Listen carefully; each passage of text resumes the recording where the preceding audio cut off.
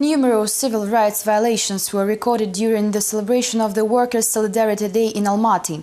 On the other hand, the holiday went smoothly in Astana, where Nursultan Nazarbayev addressed the citizens of the country and surprised them by stating that Kazakh economy has already reached the pre-crisis level.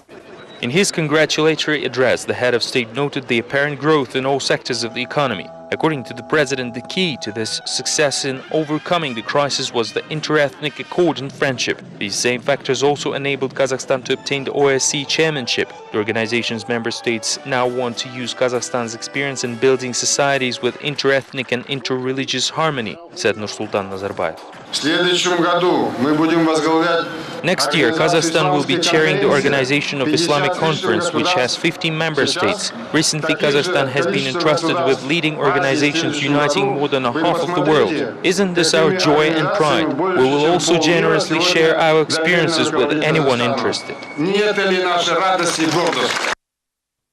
At the same time, the statistics agency is reporting that the rise of foodstuff costs. Compared with the same period last year, food prices grew by more than 5%. According to the data of Kazakh Statistics Agency, last month the cost for foodstuffs grew by an average of 5% compared to the same period last year. Although statisticians say the growth is insignificant, the prices of some products jumped by as much as 30%. The cost of the following products grew the most in April 2010 in comparison to the same month last year: sugar by 33.8%, coffee, tea and cocoa by 14%, meat and other meat products by 8.8%.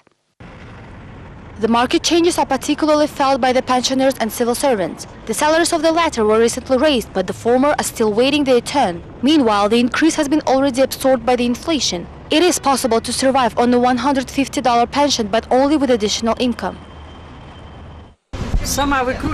I do what I can, selling stuff growing at my dacha. Kazakh citizens reacted differently to the news of the price raise. It is hard to tell, as people's income is different. For me, 1 cent means nothing, but for others it is critical. Populist promises about the early increase of salaries remain unfulfilled yet again. Of course, the salaries of civil servants were raised, but along with that, the prices for all the products and utilities went up as well. Statisticians say that the cost rise is seasonal due to the natural flow of inflation. Last month, its growth was about 4%. Meanwhile, according to forecasts of the Natural Monopolies Regulating Agency, the utility rates will rise on average by 14% before the end of the year.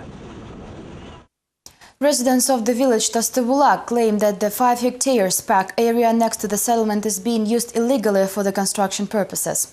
While the investigation of the matter is underway, the developers continue to cut down 80-year-old trees.